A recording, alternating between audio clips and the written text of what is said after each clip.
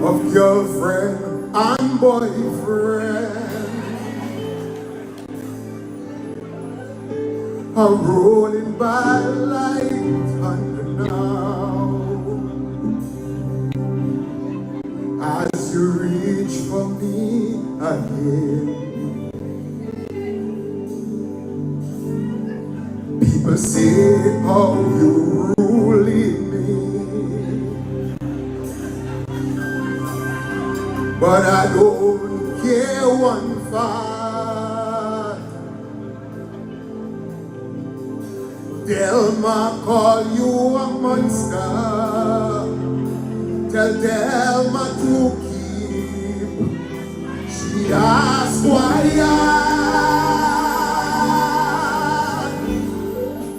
cause you are my girlfriend.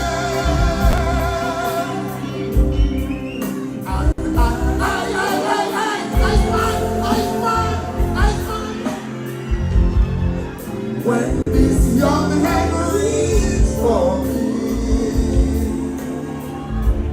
this old palm does not fall. So somebody please tell Sandman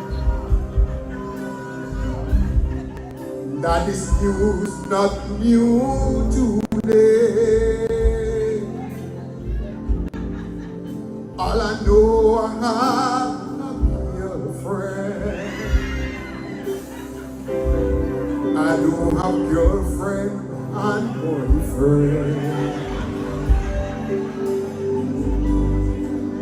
People feel I'm just an old man, though I'm approaching 80. But when my young doctor reached for me, God, I just feel like 23. So you are my girlfriend, and Ice man, Yeah, na na na na na. What boy? Yeah, what boy? What boy?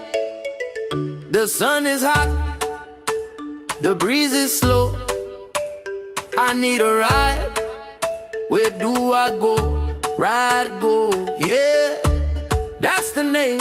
Island roads will never feel the same. Tap the app, just one click. Hopping fast, it's real quick. Ride go. Where do you wanna go? To the beach, to the street, let the island flow. Ride go. The good vibe show, fastest growing ride, everybody know. Ride go. Where do you wanna go? To the beach, to the street, let the island flow. Ride go. Let the good vibe show, fastest growing ride, everybody know. Where do you want to go? Are you a progressive young leader, a proactive emerging executive, a rising professional? Then you need appropriate cover for your vehicle. Introducing the Pro Motor Plan from Beacon. Car insurance that includes free loss of use, windscreen cover up to $3,500, free special perils, free accident forgiveness. Get Beacon's Pro Motor Plan today. Don't procrastinate. Call Beacon today at 440-4447 or visit beacongrenada.com.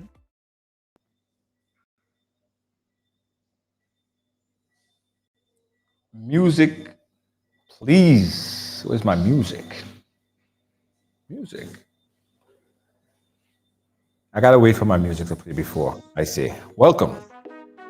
Welcome to Ride Along Live. It is Tuesday on the Ride. I am back in the air chair and live. And not only that I'm back and I'm live, I also have better internet. Yes. For the past couple days, possibly weeks, I was plagued with horrible internet service. But I'm happy that things should be looking better now, proper, right? Yes, so if you've seen me good, if you're hearing me good, if everything looking good on your side, the quality is looking nice, clarity is looking clean, everything is proper, I want to give me a big thumbs up.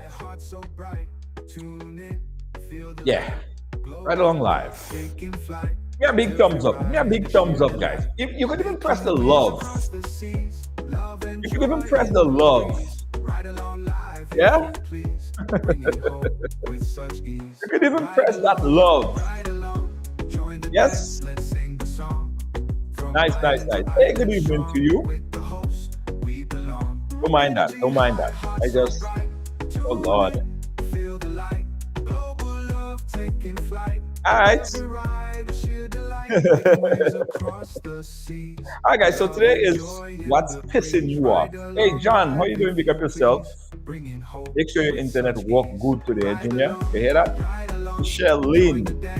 Make sure she give me proper warning. Internet working good, but camera blinking. I have a blinking camera today. Nonetheless, guys, it's Tuesday, and those are the things that's pissing you off. And how long this camera will blink for, I don't know. Hopefully it stops soon. When I'm in my makeshift studio in Grenada, guys, sometimes, little things like that happen. But we are here, stand the course. So yeah, guys, so on Tuesday, it's about what's pissing you off.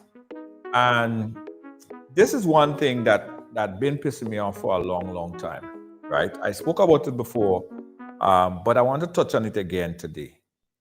And I want to make it very clear. It's not fun for me talking about this particular group of people because I really respect authority. I respect police officers. I respect immigration officers. I respect everyone and their authority because nobody could come to my workplace and tell me how to do my job. But I have noticed personally, right? And that's me. I'm not saying everyone have that same situation. Me personally. Every single time I get on a plane and I decide to come to Grenada, it seems like my name is inside of the office, the folks that collect the folks that get your that check your bag or supposed to lead you out, right after you pass immigration. So it's not immigration. Now every single time, guys, I've been and that's like 5-6 times sometimes within 2 months. I travel a lot. I've always ended up in the red line.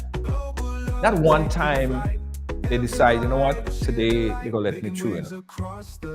Every single time I'm always sent to that red line. And I know why. I'm aware. So I'm not acting like if I don't know what's happening here. One time, the situation happened to me, and I spoke out about it. And I called the guy name, and I said that they need to do better because he was asking me a question, how long I staying? And I said, don't ask me how long I'm staying in Grenada because I'm from Grenada. That's not a good question to ask. And I spoke to the guy, and I came back on Ridealong, and I talked about him, and I called his name. So I don't know if there's a special memo or special area with my picture on it. So whenever Junior George come to Grenada, give him a hard time. And that's what I've been experiencing every single time. Every single time. And I am fed up.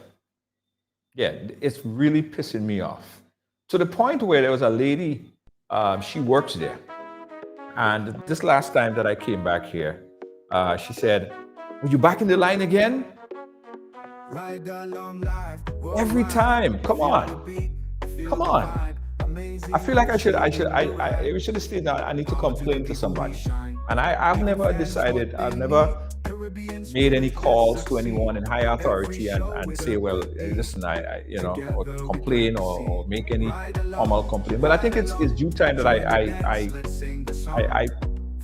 contact somebody because this is I think that they are purposely doing this to me, searching me everything. And the last time, guys, I had 5 hats. You know, my staff wear these hats, those Grenada hats. You guys see me wearing it all about. I had about 5 hats and some shades, not even a dozen shades, because while we're doing the tourists, we shooting the tourists, we wear the hats and we wear the glasses and stuff like that. Welcome to Grenada. Send me to the red line and they charge me for that too. So I don't know what's happening. I don't know who's passing these orders, but I am really fed up. And this is really pissing me off. So if somebody could tell me what's my next action that I could take, simply because I called out the person for asking me how long I stay in Grenada, and I came on here and I said, don't ask Grenadians how long they stay in, because we are Grenadians. Find another way to get answers to your question. Don't ask Grenadians how long they stay in. And from the minute time I spoke out about this fella, I found out even that he's a supervisor, because one time I went there and I said, I'm fed up with you guys. I need to speak to your supervisor. He said, okay. And guess who she went and called? The same guy. The same guy who marked me. He is the supervisor. So I am truly fed up. And it's pissing me the hell off, right? And I think it's about time that I really take some action against it, because if I was coming here and I'm sure if I was coming here, not as a returned national that come here a lot, someone from a different, you know what I mean, right? A different, probably they will never bring him through all his problems. So, Olya, stop that. This is really pissing me off, and it's coming to a point where I think I need to file some kind of formal complaint. And I don't mind paying the money. They charge me for 6 hats, no problem. How much is the 6 hats? They value it for themselves and they tell me this is what I have to pay. I give them a credit card. I don't make no big fuss about it. I just do it. But it's really pissing me off now, and I think that somebody needs to do something about it. Yes. That's what's pissing me off, guys. Right? Other than that, I'm good. Other than that, I'm good. Everything else is good. Joining me today is two, I'll say, of my friends. Love to conversate with. Of course, you know him. He is 11th time, I believe, Calypso King of Grenada, Findlay Jeffrey the Scholar, who had such an amazing performance at the last Legends in Concert event.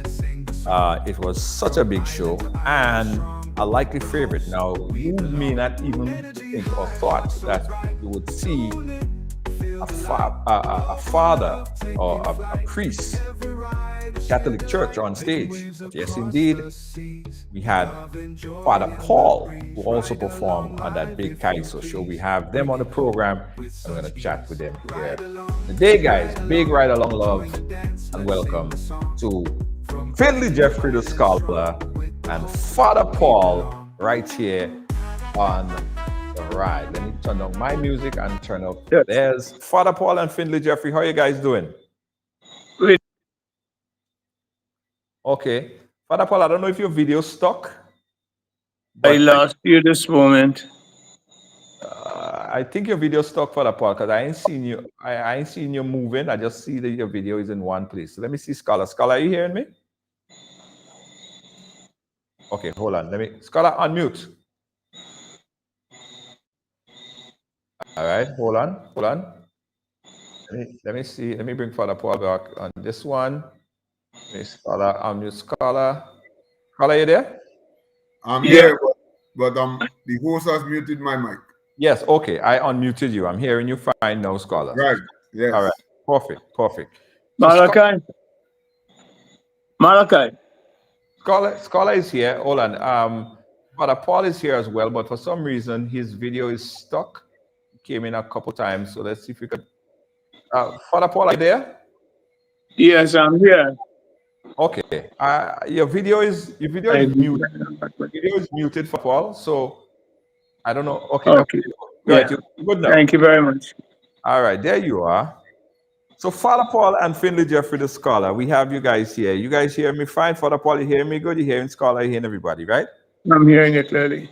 Absolutely. Welcome to the ride. And Father Paul, I think it was about a couple of years ago we got a chance to speak on the ride, and I got to see your performance just this weekend here. It was great. But before we get into that, how are you doing today, sir?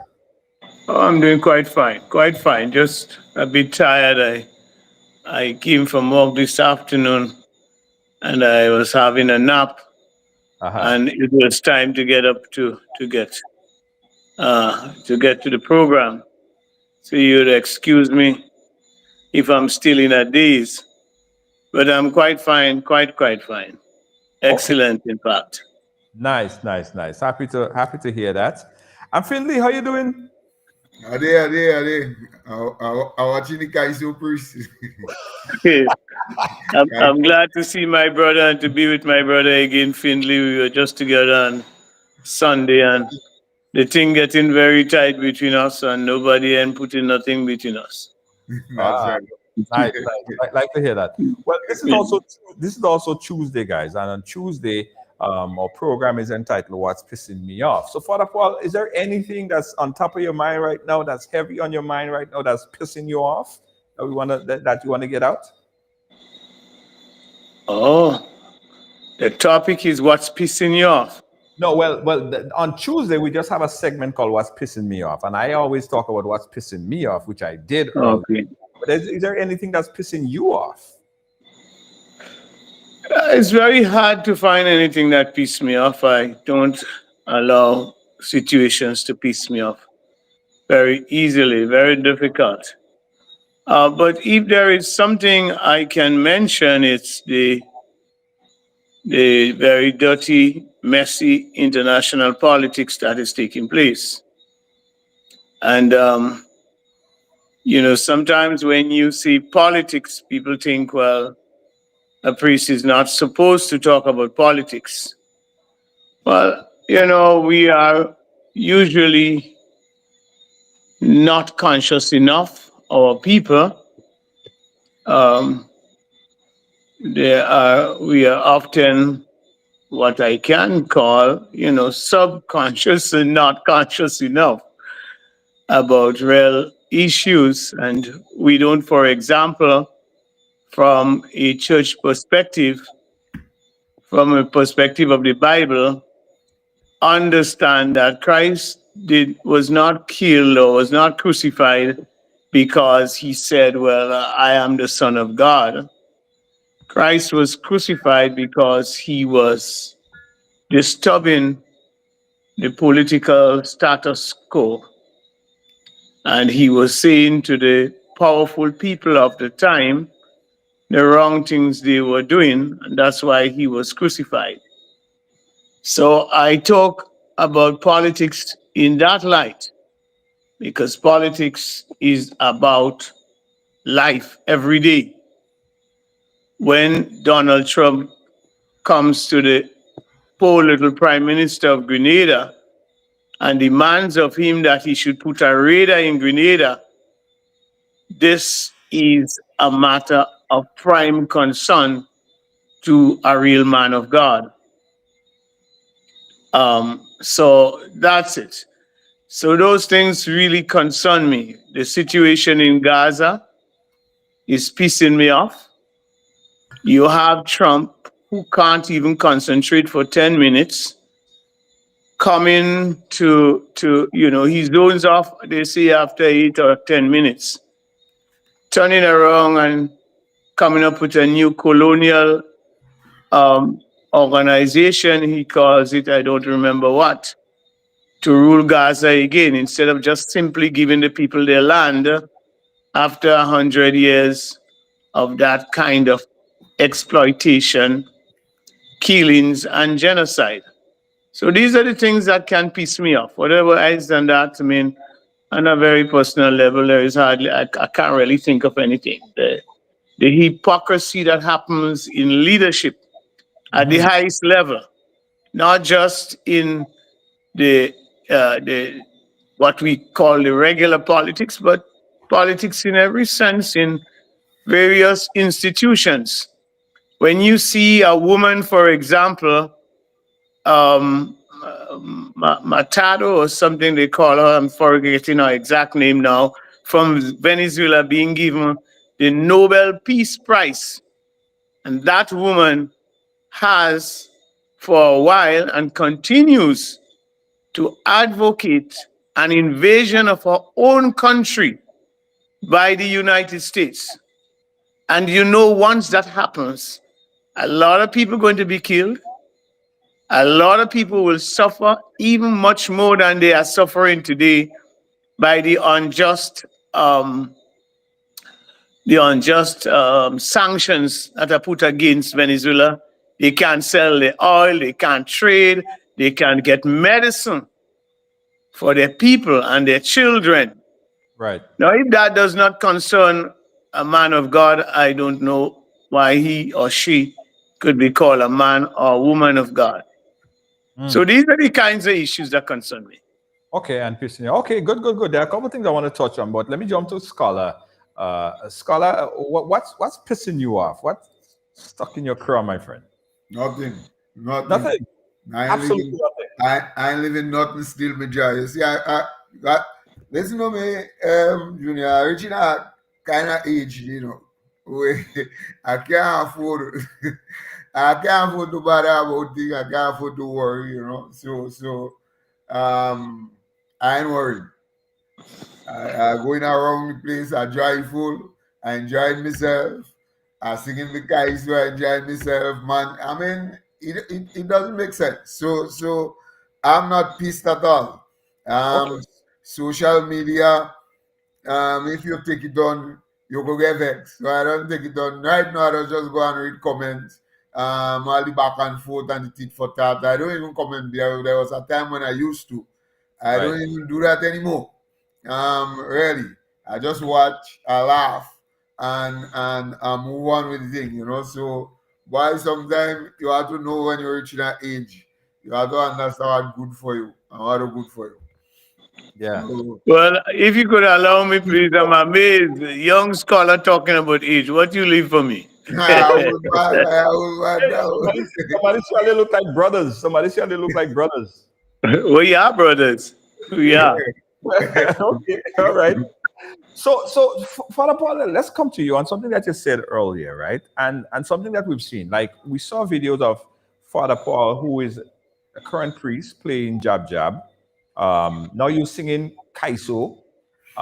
You're getting involved in a lot of these things, and people say, "But how could you be a priest and play jab jab? And how could you be a priest and be on stage singing calypso and talking about put it where the sun don't shine and all of these things?"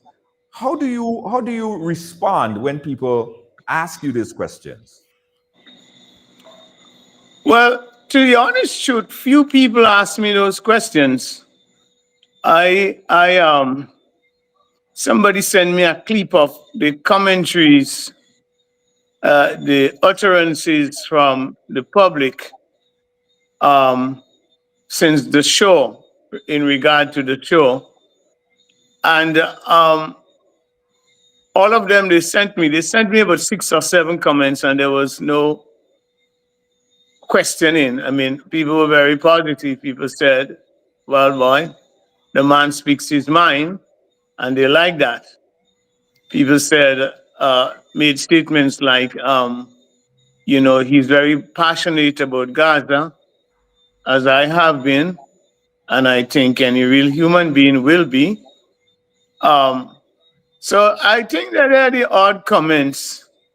But the whole thing is a very big joke, because there is a white priest in Grenada who is playing jab jab with girlfriends around him, but nothing is said.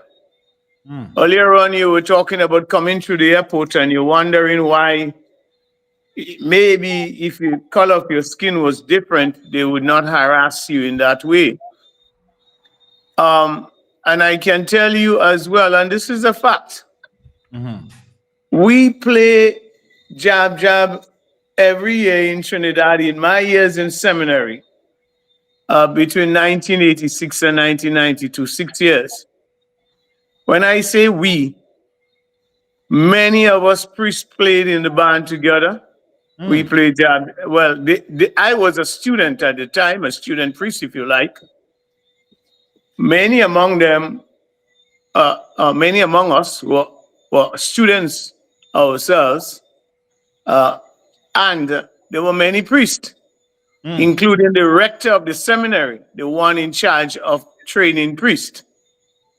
There were nuns among us playing jab jab as well. So it's a kind of big joke when the focus is put on me and put negatively. And I sometimes excuse people because they don't see that. But then again, a lot of people will remind me that there was a priest, a white man called Father Peace and Love. Gilbert was his name. I don't remember his surname. He has since passed away, I believe. I think. Yeah, I think he's since passed. And he used to be jumping his jab jab in Granville with his white gun. But people weren't scandalized. Everybody laughed and they enjoyed it. So I don't know why people will be scandalized about me. And some people are genuinely scandalized. So, some people are genuinely scandalized about playing mass, period. Because many people don't understand the culture. They mhm. don't understand the meaning of jab jab. And they don't understand the philosophy and even the theology behind um, masquerading. In fact, in the early 2000s, I wrote many articles in the Catholic News. There is the Catholic News from Trinidad.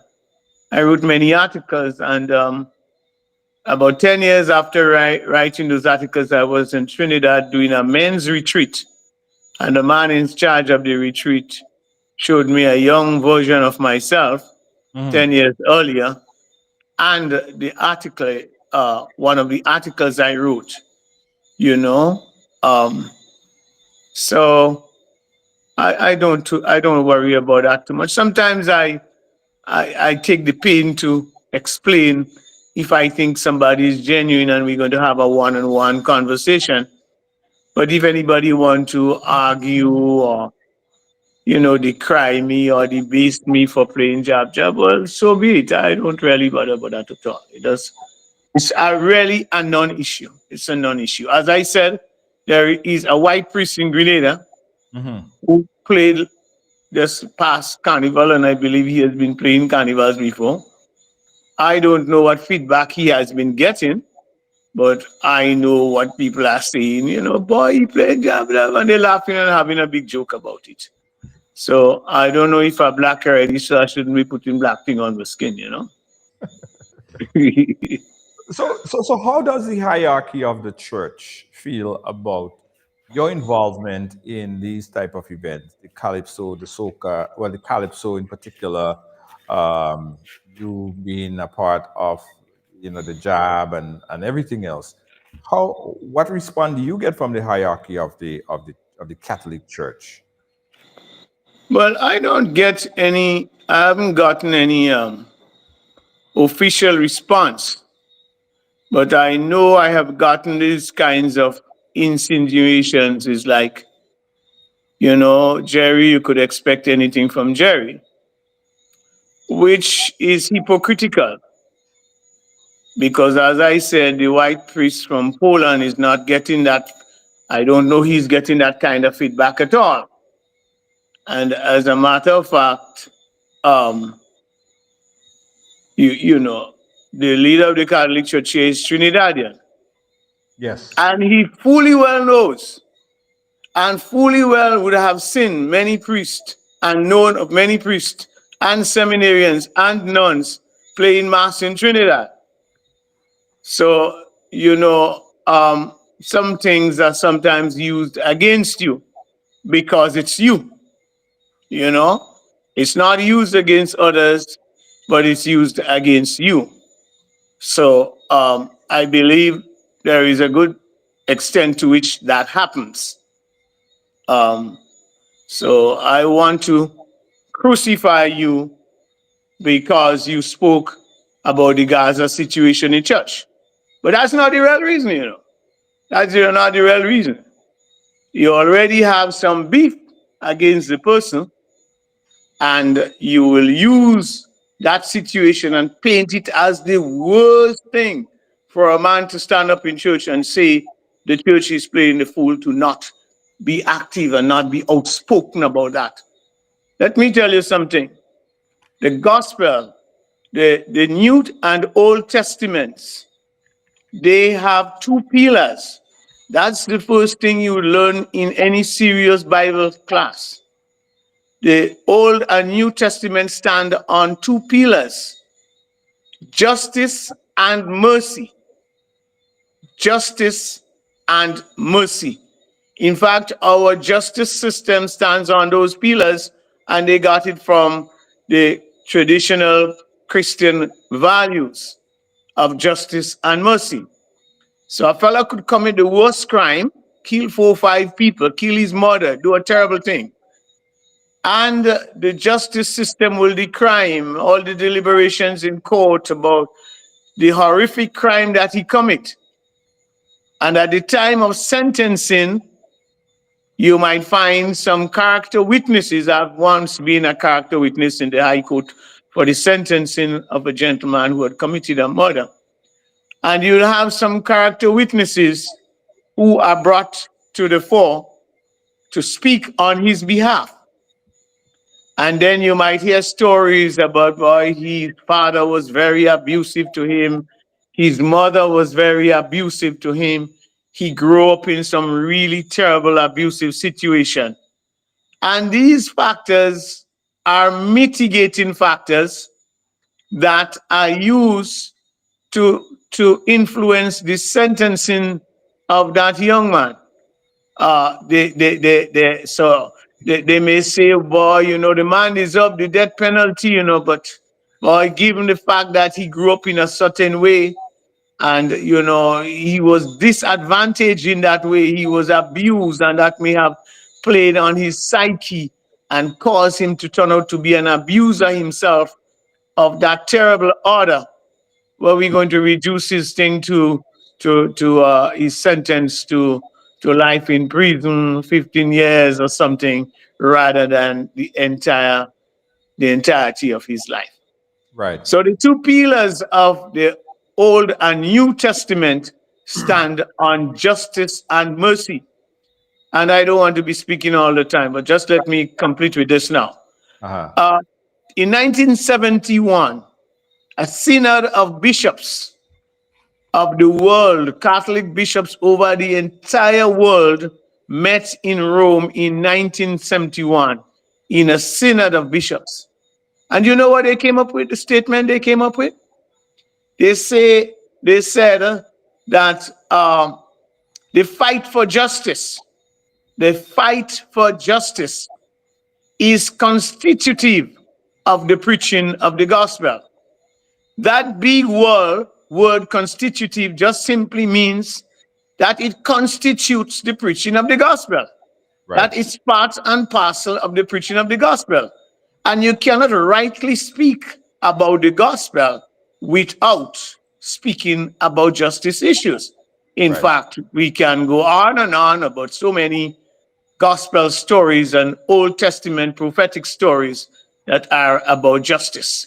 So the fact that justice is put at the rear end of the business of the gospel today Right. is an indictment upon our leaders. Okay. I will talk about that, but I want to jump to an scholar here because you performed a song speaking about Gaza, which was written by Scholar. Scholar, how did it play out? I know you were the one that penned that song for Father Paul. How that whole situation panned out? Well, let me tell you first of all that if a priest asks you to do something, you don't just say no. I mean, in our culture, this is unheard of. You know, we According to what he asked you to do. You know, Yeah, we you're have right.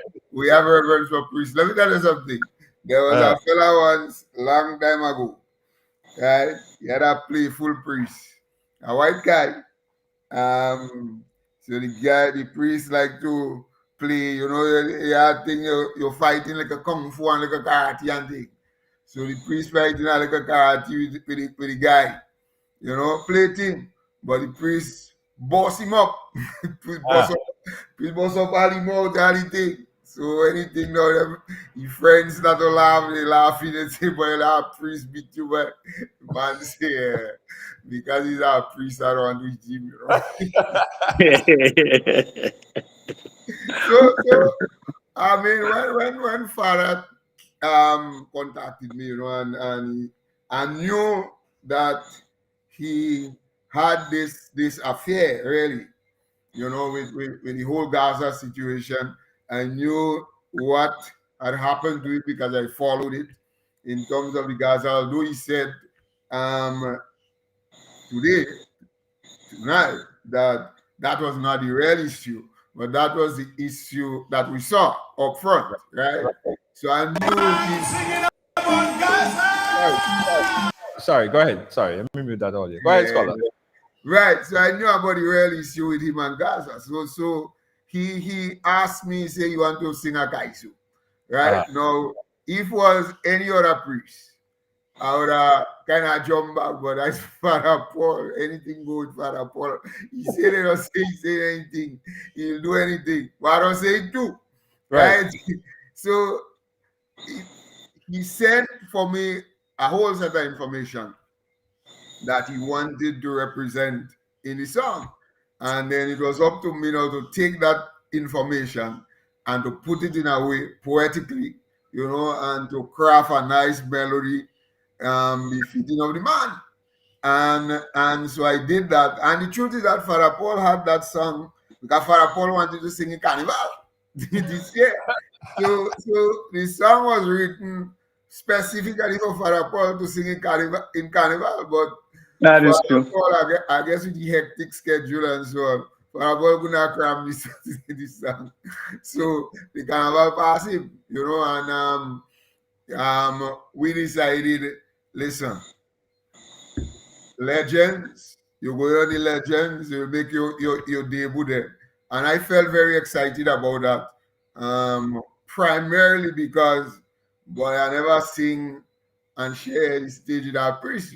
As a matter of fact, probably only the Calypsonians who sang in the show who can put up their hands and say that they ever sing Kaiser with a priest and share the stage with a priest. True. Myself and Rootsman and Jerry and so on.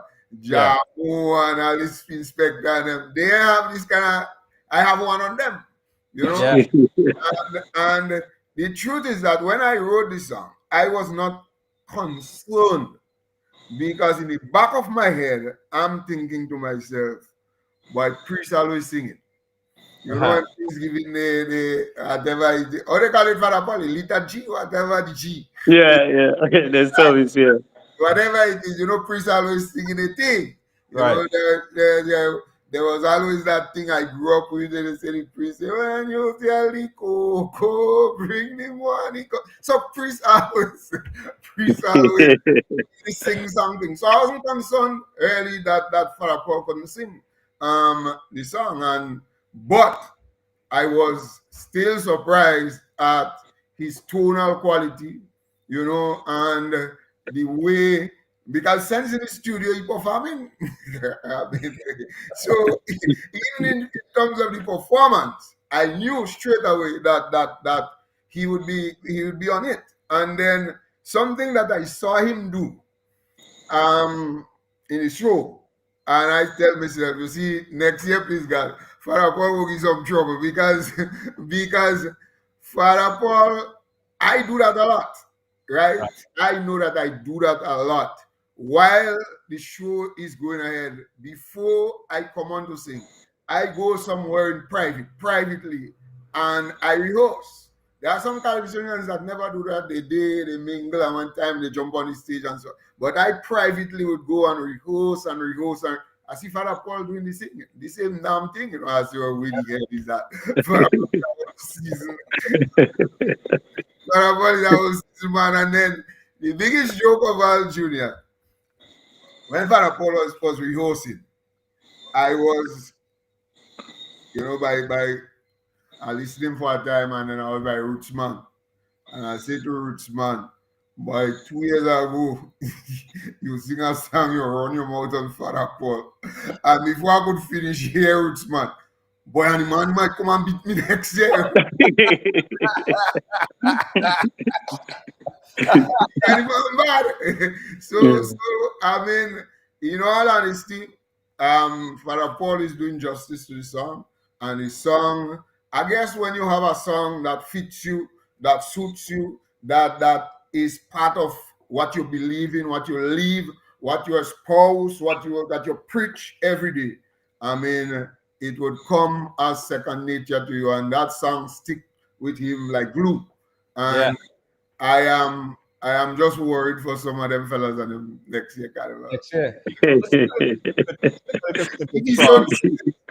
He so chooses to take it a notch higher and to compete. Let's take a little snippet of the song, guys. This is Father Paul on stage at Legends in concert. Listening.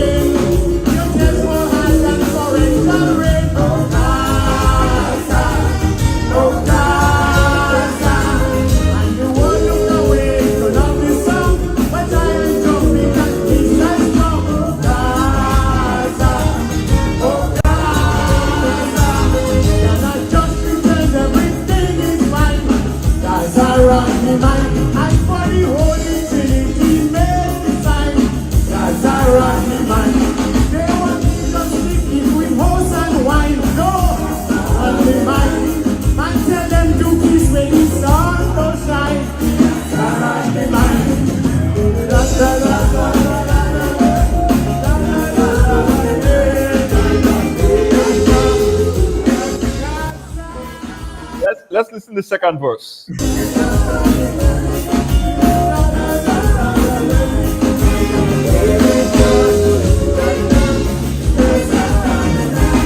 Yes, my robe was always spotless and white, as I spoke of love and peace. But how could I sleep peacefully at night, when there no sight and cease? When the silence because I spoke the truth, them say that I lost my way. But I see Christ in the face of the youth, the IDF in his day.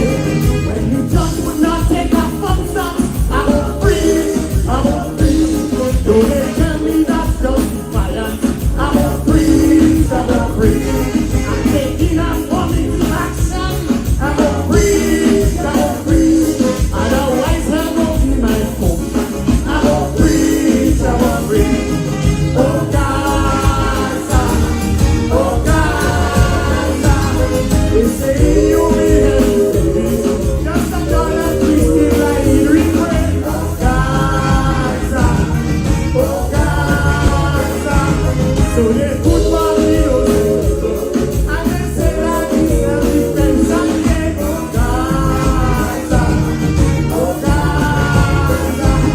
Can I stay quiet when they took mankind? Gaza run the mind. While the other dumb and morally blind.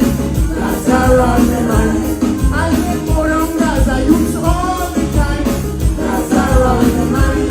I can stay silent like those without spine. Gaza run the mind. Gaza,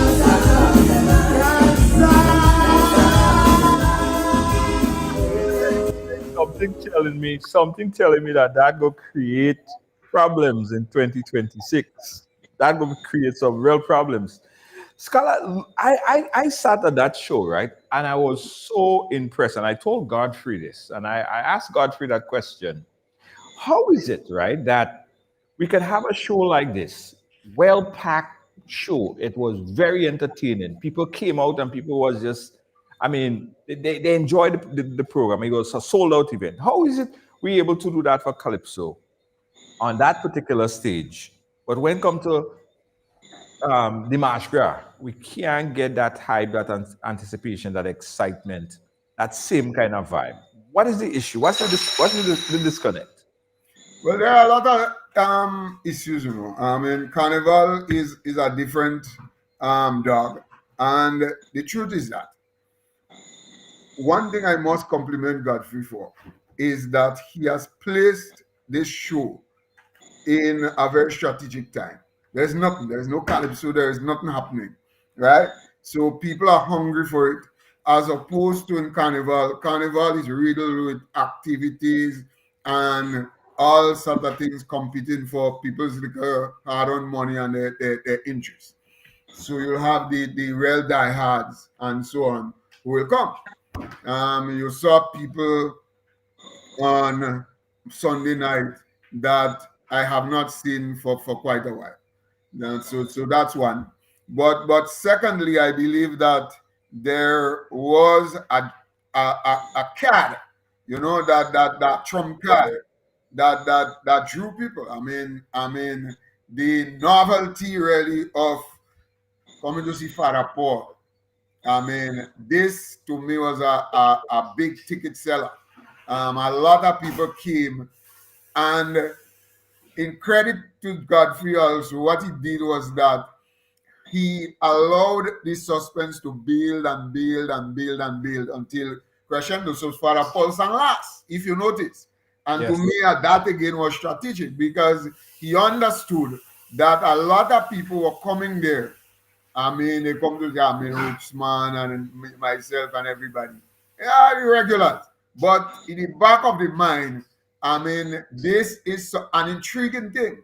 This is an intrigue that we have never seen in our lifetime, probably, right? And so people came out because I mean, this is intriguing. Me myself, I mean, after I finished singing, I didn't sing far in front for a Paul, but I make sure I'm gonna change up clothes and I wear nice up and I dry up myself because I want to see the man. I saw you. I saw you. I saw that. See the man, and I they anticipated, and if I am could be anticipating, understanding that I saw him in studio and all that, but I wanted to see him on the big stage. Then you could imagine the ordinary Kaiso lovers. So I think that in itself was also a big draw. But one of the things to Junior, I believe, and I believe it very, very strongly. Because if you noticed on the night of the show, when Father Paul was singing, and you could ask him because he's here, when he looked to his left, all he Boy, saw yes. were Calypsonians. And Calypsonians were dancing and singing his song and egging him on, you know. The camaraderie that was there was Wow. of this world. But Yes. you know, if Yeah. it's a competition, you ain't see nothing. You ain't True. see that. So it True. was a more free up kind of thing. Everybody giving everybody the props, the credit, and everybody supporting everybody. And I've always said, Julia, that in hindsight, the all forebearers who started this Calypso thing, that was one of the mistakes that was made. Calypso should never have been an adjudicated art form. It's the only one, really. all other art forms, singing art forms, are not adjudicated. And they don't have this kind of issues, you know. But in an once it's adjudicated, then man starting to watch man bad eye, man starting to people in an adjudicated format. They look for mistakes, you know, and they look for wherever they can try to bring you down so that you ain't scoring much points. I mean, a man as me, I get it all the time. I win 10 crown already. If Legend was the match grab, people are laughing and clapping so for me. They ain't enjoying the thing. Because at the back of their mind is if you enjoy this thing, well, a man could win a crown again, you know. Oh, I can't get rid of them. So this whole adjudication thing, in hindsight, is what has Calypso and all of these art forms struggling. And people are not can express themselves in a true and purest form that probably we can. When you go there and you sing, and you ain't care whether you make a mistake because there is nobody judging and writing on points, then you're free to express yourself and to do right. things. I don't know how Father Paul would have done if it was a competition.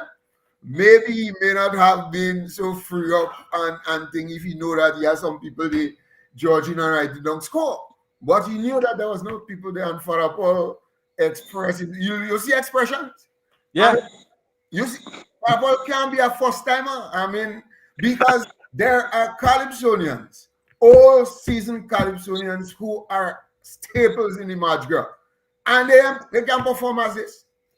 Right, right. They So, can Father perform. Paul, is this a one-off for you, or are we looking to see you more involved in in Calypso, like possibly going into competition and all of these things? Could we expect more from Father Paul on the Calypso stage?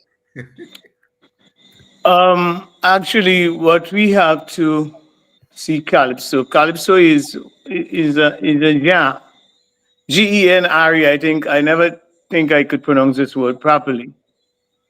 And let me give a little historical background. You remember just in the 1970s, maybe none of you are old enough. I am 63 years old, so I know that and I saw it. When the Calypso beat came into the Catholic Church, it was a shock. People couldn't take it. When drums came into the church, people couldn't take it. They didn't even want guitar, they wanted the organ.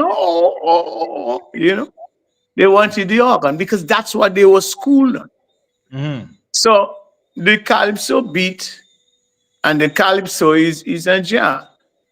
And it's just like you have blues and you have and reggae too when reggae came into the church. But who want reggae and calypso in the church as now? I remember a priest from Trinidad.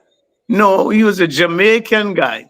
A priest called Father Holong coming to our church in Tivoli one night with some big long guitars almost touching the ceiling.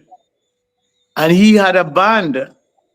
And when they came in with calypso beat and so on, and the drum and thing, some of the elder folks couldn't take it, Ah, you know.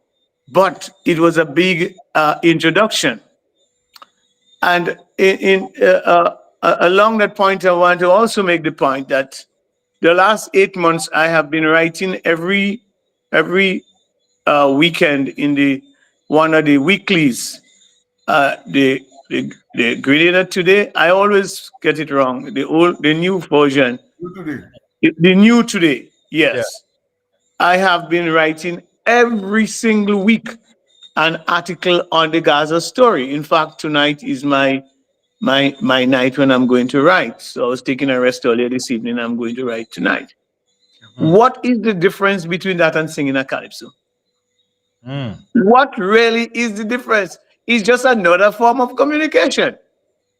But the fact is that the newspaper is, status quo, this, that, just like the CNN and you in social media, and the social media took a little while to come up to.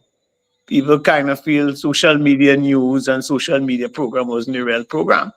But Right. no, I was just hearing some figures recently just recently in one of the programs I listened about how when you put on the major news stations together, um, network together, and I think they're coughing up something like a 15 million people when they used to be in the 50s. Social media is doing it today. So it's just a different form, and people are going to be alarmed for a while until they can't be alarmed again.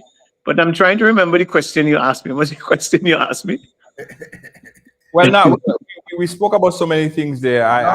No. I want him to answer it. I want to hear the answer too. Because I was just going to tell him, Mr. Man, answer the question. You Yeah, asked yeah. What's the question again? whether the but question. if we could see you, is this a one-off thing, or if we'll Oh, yeah, yeah. I'm a kind of man of history, so I like to get a lot of historical background. okay, Yeah, you can see me again. You would surely see me again. okay, Um, it's not a one-off. I mean, I take this opportunity to compliment my friend Scholar because I was in the States in June. The day before I came back, I think I called Scholar and tell him, boy, I needed him to compose for me, and I'm going to send him the material. And he gladly accepted. Now that was considered a very late time for the Calypso competition in August. But boy, I think it was less than a week the man sent me the Calypso. Less than a week. And what I'm so impressed about, Scholar wrote that Calypso, and I honestly believe it's inspiration. Inspiration comes from God. Scholars, a composer knows that. You know, I remember once the first and only calypso I composed was at seminary. Again, I need to give you that history. That's where we used to have a yearly calypso competition, and I came second. I was sitting on the throne. You know what I'm talking about. I was in the toilet, and the inspiration came to me. I ran out, I dashed in my room, and I came right back on the toilet, and I wrote the chorus and two verses, and I only had to put a third verse to it. Inspiration comes from God. right, Inspiration comes from above. Okay, and when I sang the calypso, and every time I sing it, and every time, well, I'm singing it all the time, it moves me to tears because I'm hearing exactly what I wanted to say, the way I wanted to say it, but I couldn't say it that way. I had to get the professional to do it for me. You know, when he says, take your pulpit away, mine I will find. That's the reality. Because the Catholic Church today think they take the pulpit away from me, but they're just joking. You know what I'm saying? The yeah, pulpit God has given to me is far bigger than the Catholic Church pulpit. So it doesn't matter. You could take 10 pulpit away from me. You could take 10 frock away from me. I'll have another 50 or 60 or 100 to use. And right, I mean that, you know. The fact is that um, he just sang that calypso, you know, that is a, you know, calypso is a story. He said, you know, another bomb drop again, a murder in a rubble pile. And this is what Gaza has been in the last 2 years. She's searching through a rubble pile. She can't even weep again because she has lost her fifth child. That's the reality of Gaza. I mean, Scholar, thank you very much. And I thank God because I am very moved. And Scholar said something there that I am very moved about too. I started singing the calypso, performing on stage. And when I looked to my left, every calypsonian who performed in Legends Sunday night was singing. And they were singing the chorus as if I taught them. I don't know if Scholar taught them. They were singing the whole thing. And man, it was such an inspiration. I even kind of stuttered on a couple words when I saw them and watched at them again. You know, was such an inspiration to see the unity, to see the love, to see us all put our hearts for one thing, the people of Gaza. That's what it is. I mean, people go talk about Father singing Calypso Father, but that's not the real issue, you know. The real issue is the suffering of the people of Gaza, the resilience of the people of Gaza. It speaks of the human spirit that no matter what, St. Paul tells us in Romans, no matter what you're going through, Nothing cannot separate us from the love of God. And the people of Gaza understand that. They Yeah. understand that they are religious people. When you see the bombings taking place, they are running to the position. And there is what they call second what, boy? Second tap. I mean, you hear how nice names they just give to ugly things. Second tap is when you throw a bomb. You kill 15, 20 people. And the Israelite bombers waiting for the rescuers to run, come to rescue them, to kill a few hundred more, right? But you see the Gazans running to that, running for distance to find wherever that bomb has been thrown. And you hear them shouting, Allah Akbar, Allah Akbar. I don't can't say the thing right now, you know. But what they're saying, God is good. God is good. In spite of all our suffering, in spite of all that we're going through, God is good. I mean, it's just amazing. And then at the end of the show, Godfrey called all the Calypsonians to come up, the artists to come up. I mean, that was the most thrilling moment. I was enthralled with joy. Everybody was just singing and like they didn't want to end. And this is for the people of Gaza. We must never forget that.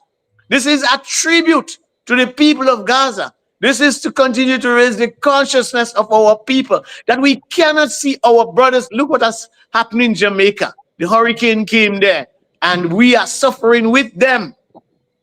We are suffering with them, and that's what empathy is. Empathy is not empathy and compassion. Compassion. The word compassion comes from the Latin cum, means with, and passion is to suffer. So cum passio, compassion. Cum passio is the Latin for compassion, which means to suffer with. Scripture says, St. Paul in one of his letters, he says, weep with those who weep. I mean, the Gaza thing has been one of the most touching experience. And I don't want to focus on me, but my experience is that I found it very, very hard to eat food during the especially the early days, many and every day. And as a matter of fact, I don't eat 3 meals a day again because the Wow. people of Gaza are suffering and starving. Yeah. Scholar, you said something there earlier, and I want to touch on it, right?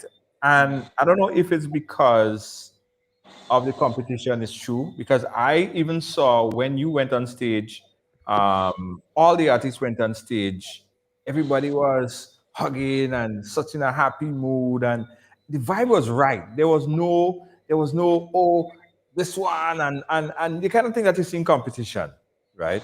And that was a special moment. Sure. Scholar, how do we build on that? How do we build on that? Because there is a lot of separation. This one showing word for this one toting feelings, this one, it's just a problem. And then the fans take it on themselves and take it to a next level, right? I think sometimes the fans take it to a higher level than it actually is. How do we build on that situation where we have the coming together of the artists and knowing that, it's not a bad blood, it's just a stage thing? How do we build on that? Well, How we the start? truth is that it's difficult to see within the person construct. I mean, there has to be a certain level of consciousness. There has to be Calypsonians have to reach to that level where we see one another as basically making a contribution to the same thing. All Right. right, we are in the same boat. We are affected the same way by thing. I mean, I've been a Calypsonian for 30 odd years, and it has been rough. I can tell you this.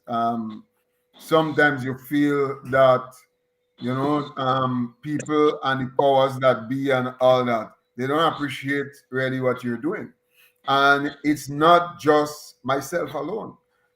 I mean, it's a general thing, and yet still we do not see that it is important to band together Right. really to speak out on issues and to ensure that we get a better share of the pie, that we get justly remunerated for what we do. we don't see that we need to band together. Instead of that, we pulling and we hauling and we criticizing and we watching one another bad eye and so on and so forth. And I really don't know. And it happens in all territories where Calypso is. It's just a competition. And this in itself has us down, stagnated, because they take advantage of us, because they understand that all of our attention is diverted to fighting one another down. Our attention is not diverted into the right things, right? Trying to get a listen. There was one time I know Calypsonians do not show one another the ropes before. I remember when myself and Beast and others we went to Canada and so on, and you had the most seasoned fellas like Specky and Randy and them they singing and thing. And when the men don't sing, me and Beast don't even know what to charge promoter, you know. Them men ain't putting us sit down and tell us, look, such. They running go down below the promoter and tax secret to get their money and to hell with us. All right. So Calypsonians have not been a brotherhood as probably we should have.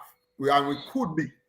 And they take advantage of us. I don't think that what we do is appreciated as much as, I mean, this government came in after some time and they raised the prize money. Some of it was under duress, but albeit they found it within them to raise the prize monies and so on. So we're going 80,000 and so on, which is a good start. It's not a bad thing at all, right? But plenty more could be done. I mean, some Calypsonians, you go think then they say about they give you a passport. I don't know what the passport. I had a passport for some time. I never really get no preferential treatment from having the green passport really. But I mean the kind of contributions that people like inspectors made, like a Jamu, and you hear them mentioned in all kind of thing. I mean, I remember just this Heroes Day when Honorable Andy Williams was he was giving a speech and he mentioned Specky and Jamu as heroes. But heroes come with the frills of it too. Heroes which cannot be just heroes. Come and set up the WhatsApp on my laptop, please. Yeah, go ahead. Yeah, go ahead, Scholar. Right, but that's what we are. Just heroes in name. You win 10 titles, you win 11 titles, and nothing changes. You ain't get nothing. You ain't get no recognition. I mean, you have been taken for granted, and it could be whoever it is, Jamu, Wizard, Specky. We have been taken for granted. You know, I mean, there are so many places in Grenada right now. For example, all kind of street, Scott Street, Maloney Street, Melville Street. Who these people are them? In the scheme of things, no, we don't even know. I guess it's some colonial kind of fellas. We don't know what, and we hold on to this nonsense with the street and so on. When you have people like Edson Mitchell and them that you could name a street after Edson Mitchell Street, something for posterity, Elimus Gilbert, and nobody has the will and the fortitude and so on. Father Paul, I was not a preacher. I think I would take you to a preacher. Yeah, Nobody has that fortitude and that will to say, listen, guys, you have done so much for us, so much for the culture, so much for people. You know how much people that maybe you're having a bad day and you listen to a Jamu, you listen to a scholar, you listen to, and your day feels better. You know how much people life we saving and so on? True. Right? The government have all kind of old land in bush all about that old white man and some investors will come and they give for some thing and give them a passport and give them land. Yo, land. I mean, give a Jamu could get a piece of land, scholar could get a piece of land, you know. Show us that our contribution matters and that our contribution is valued. But we don't see that. We don't feel that. And all we do with the fighting and we beating up with one another and who should have win and who should have melody and yada yada yada. And with that, they take advantage of us. You know what? I want to play that song, Scholar, performance at the Legends in concert. This is Scholar's performance. Check it out, guys, in its somewhat entirety. It's very funny. Check it out. We'll talk about it on the other side. Check it out. I have to change guys. Let me drink some water. I have to change device. Okay, I have to change device. No problem, Scholar. Go ahead and do that. Let me just play this song and we'll catch up. Yeah.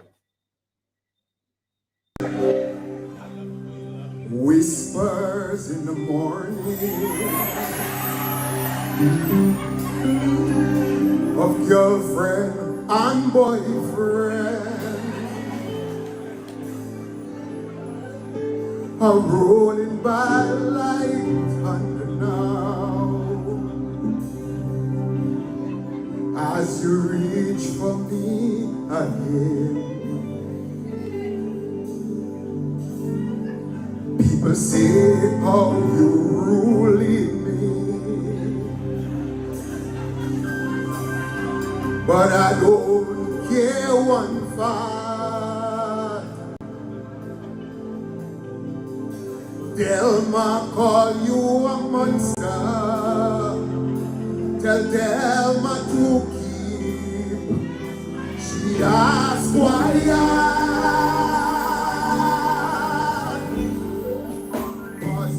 are my girlfriend.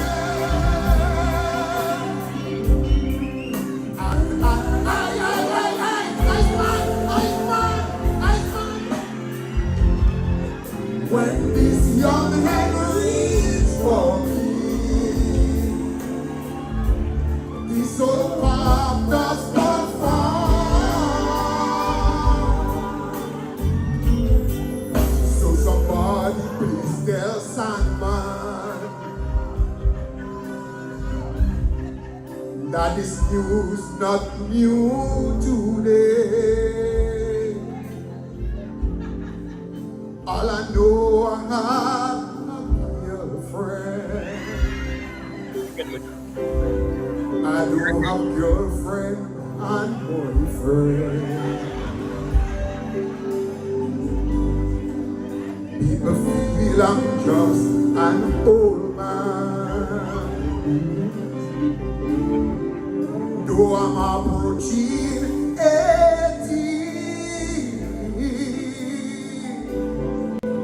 But when my young doctor reached for me, God, I just feel like 20. Hi guys, I apologize. I thought you guys was see the performance. You are my girl. Black screen. I apologize for that. The entire performance is on the Ride Along page, so you guys could go back and take a look at it again. We apologize. I realize that you guys were seeing a black screen during the Scholar performance. Nonetheless, I want to chat with Scholar a little bit about this particular performance because it was one of those wow performances. Scholar, tell us about the performance. I know they're not seeing it on the screen, but they watched it on Ride Along. It's a viral clip. Tell us about this particular song.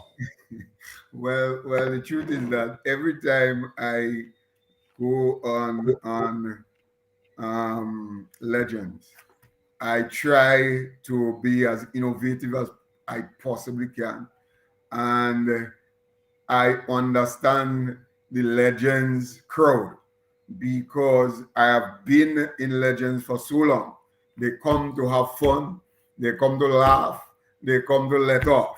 And so I try as much as possible to tailor whatever I do. Even if so, I take Legends as seriously as I would take Carnival and the Mardi Gras and so on. As a matter of fact, I write more voices and songs and so on for Legends than I would do for Carnival. So I try to make it as fresh as possible and to kind of put in some kind of comedy, if you like it. So immediately I heard of the controversy that was taking place on social media. It was all over the place. I saw the possibilities one time, and straight away that love song come into the head and so on, and it was just to tell it. And it's not the first time I've sung a love song in Legend. As a matter of fact, it has become a habit of mine now. So this is the third one, I think, or probably the fourth. Sometimes I just sing Christmas song, singing all kind of thing in Legend, all kind of strange things. Gospel thing, taillight to the politics and the social issues of the day. And I found that it always resonates with the audience. And so that's what I did again. That's what I did again this year. It was funny. Did you thought that, especially when you had in the last one, which was funny, that you would have the background vocals try to sing that ad lib piece? I, wa- I was having fun with the ladies. I never expected them. I know it's something that they can't sing because Who could sing that? anyway, so I was just having fun with them, and that to me was one of the funny moments that it takes, that the background vocalist was able to come in there and add more family. People ask me if we practice that, if we rehearse. I thought you guys practiced that. We did not. We did not. But I have been with this team of background vocals for about 8, 9 years. Okay. They are the ones that do the tent and so on. So we have a very, very good thing. They understand me. They some because if you notice they're singing all the nonsense are singing there, they are like when this young hen and they're singing this thing and then with a straight face.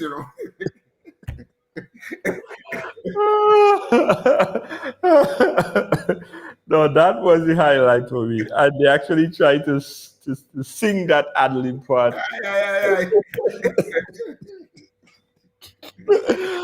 Oh man, listen, Legends in Concert was surely a remarkable event. I was speaking to Godfrey. I said, Godfrey, we need to talk. I said, Godfrey, we need to talk. And I'm going to meet with Godfrey because I have some great ideas of expanding this, because this should go on tour. This should go worldwide. I think that's the next step for Legend. It was definitely a great event. Guys, we way past our bedtime. I'm sorry, Father Paul. I don't know if I passed your bedtime already, but we passed our broadcast time. Any last word, guys, about Calypso in general? Any inspirational words, Father? Anything you want to end with before we wrap up? Father Paul, let me unmute you. Yes, Father Paul, go ahead. Yeah, well, it's amazing how, everything or every art form, even those we don't like, make their contribution to the common human experience.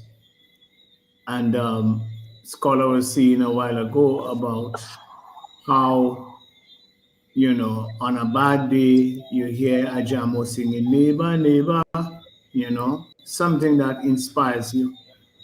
And this goes back very far. And in our history, remember the art form goes back to slavery and it being developed, the struggles of the slaves and our foreparents.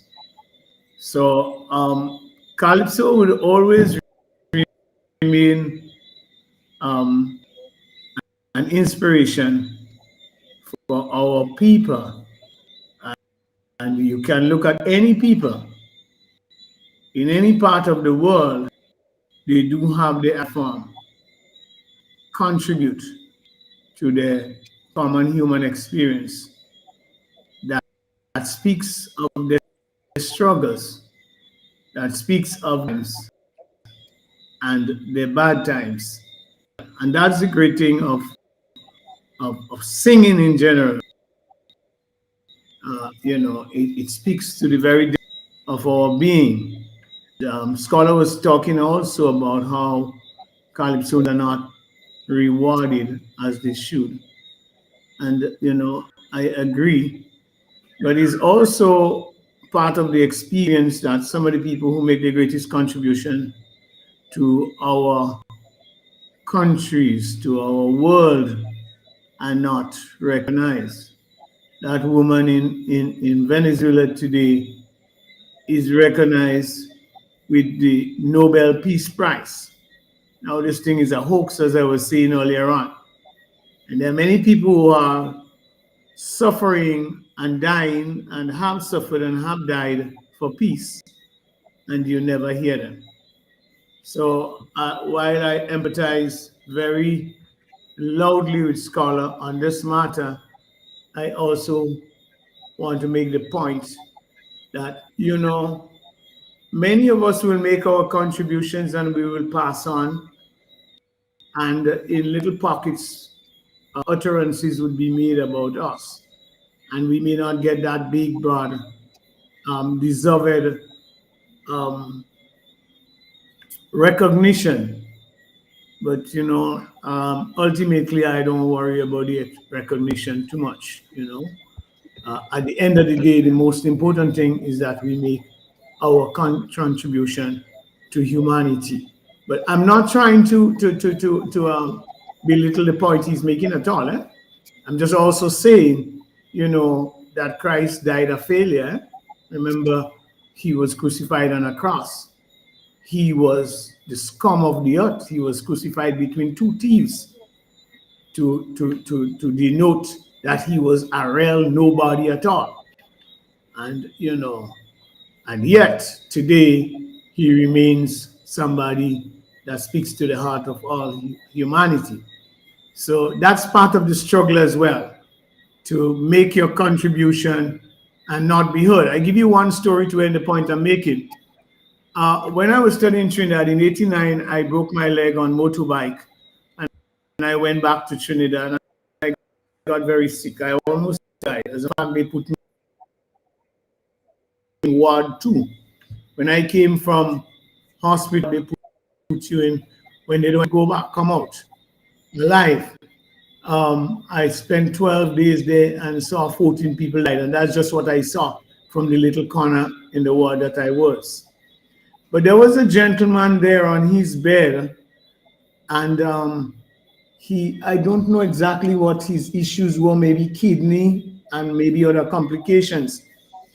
And, whenever he would call out to that nurse for a bedpan, before she brought the bedpan, he would already wet up the bed. And that big, tough black nurse will curse him and embarrass him and so on for having wet the bed. Then one day, he was blind. One day, another gentleman came into the hospital, and they were on bed side by side. And as they spoke, they recognized who it was. They knew each other, and they had contributed so much to PAN, the steel pan art form in Trinidad and Tobago.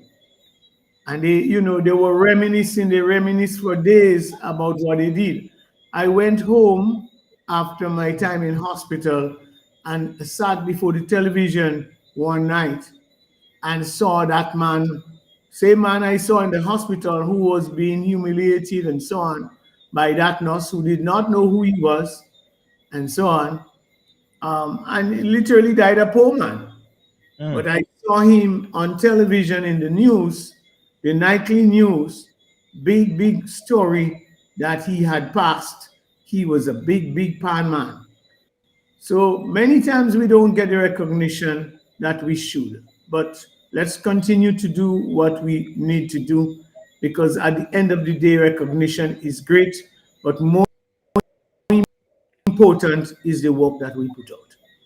Absolutely, absolutely. Thank you so much, Father Paul. Scholar, any final words, sir? Well, just to say that, Calypso is alive and kicking and well, as I think you properly mentioned. And I want to thank the fans for coming out. It was not my show, but it's a Calypso show. And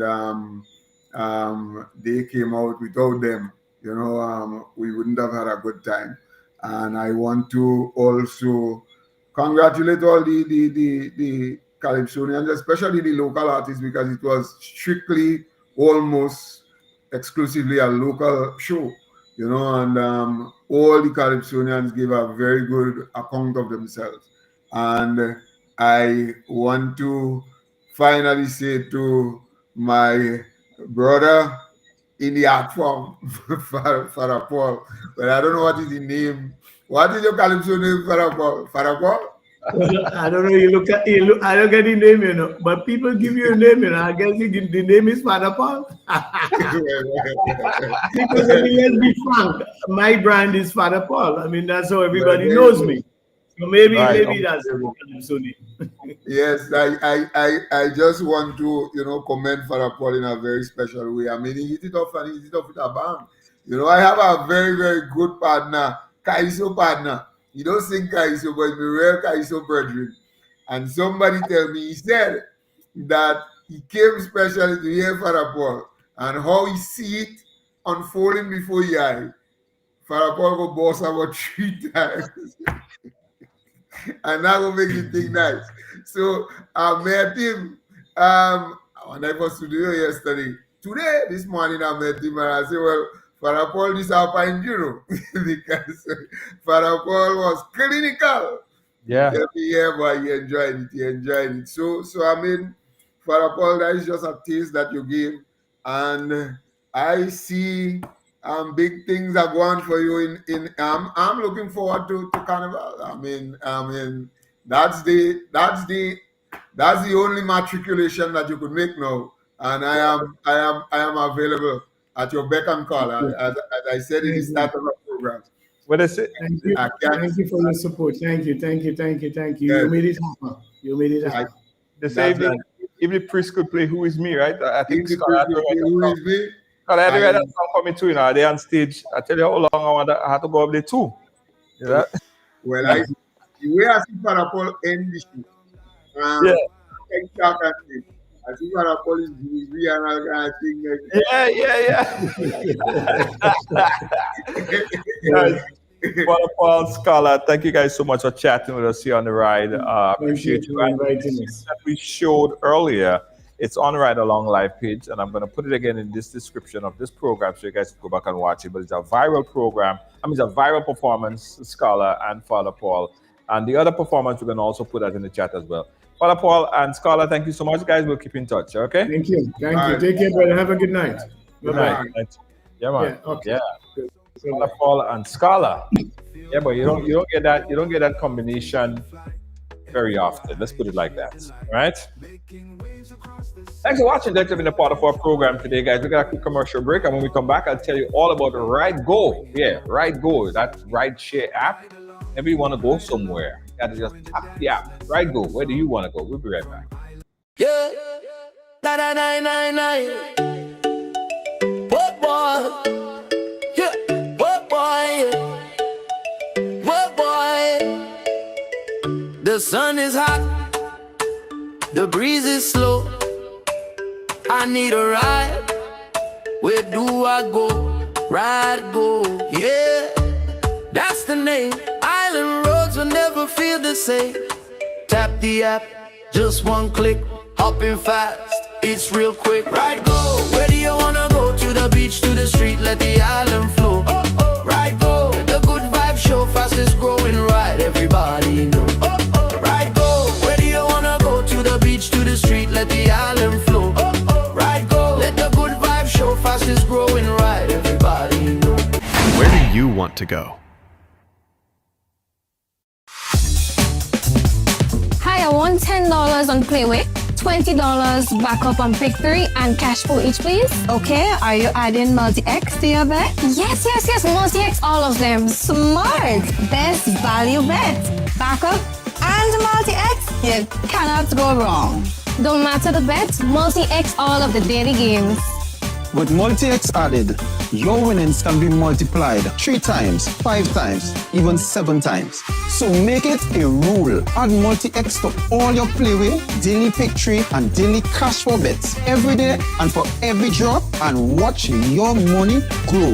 Available at stores and online. You heard it here. Multiply your winnings daily. Must be 18 or older to play. NLA, making your dreams come true.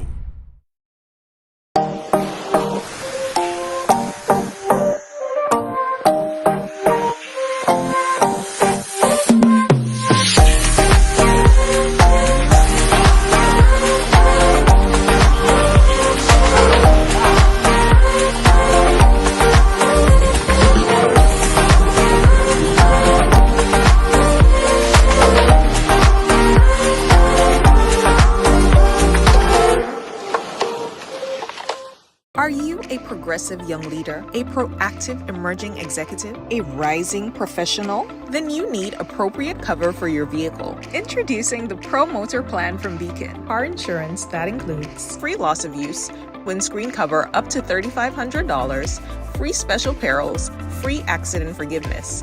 Get Beacon's Pro Motor Plan today.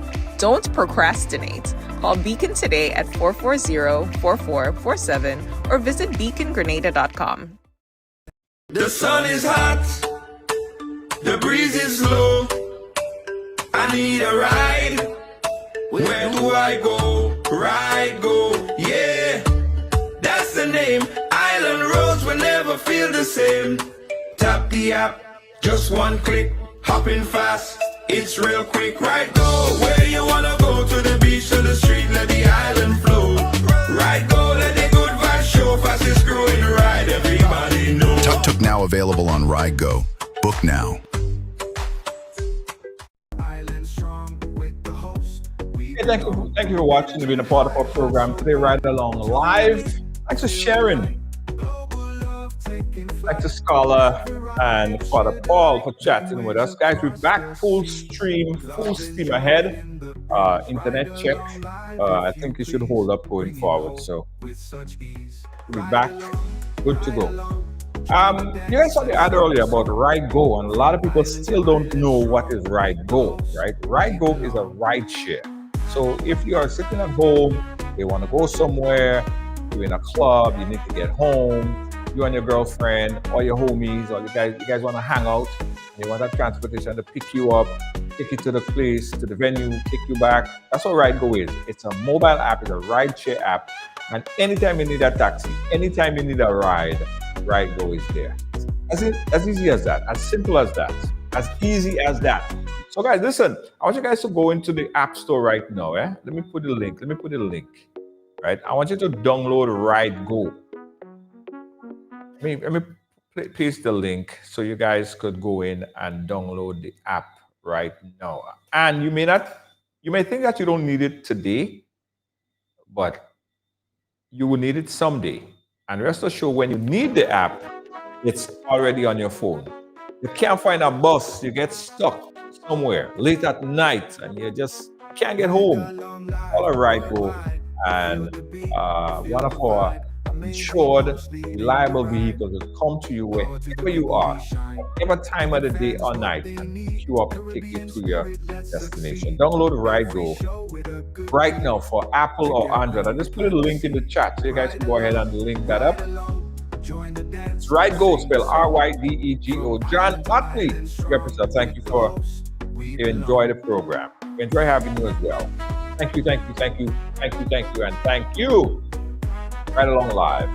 Also, guys, listen, we've been telling you about this big trip to Ghana. Right? There's a big carnival happening in Ghana in April, right?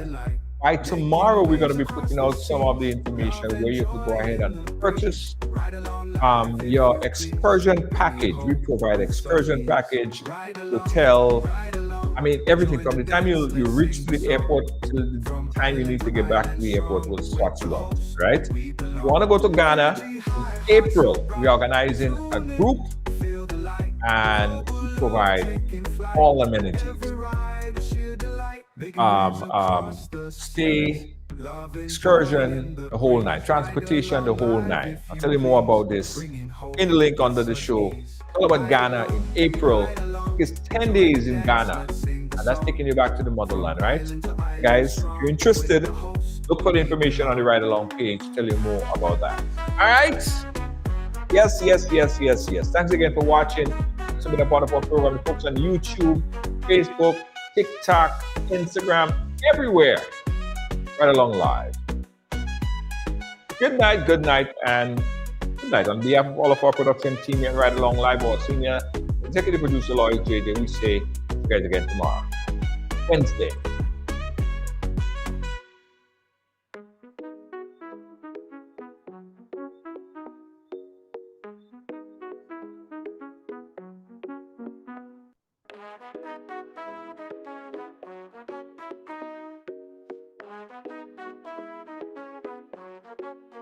Ride along live, worldwide. Feel the beat, feel the vibe. Amazing host leading the ride. Power to the people, we shine. Giving fans what they need. Caribbean spirit, let's succeed. Every show with a good deed. Together we plant the seed. Ride along, join the dance, let's sing the song. From island to island strong, with the host, we belong.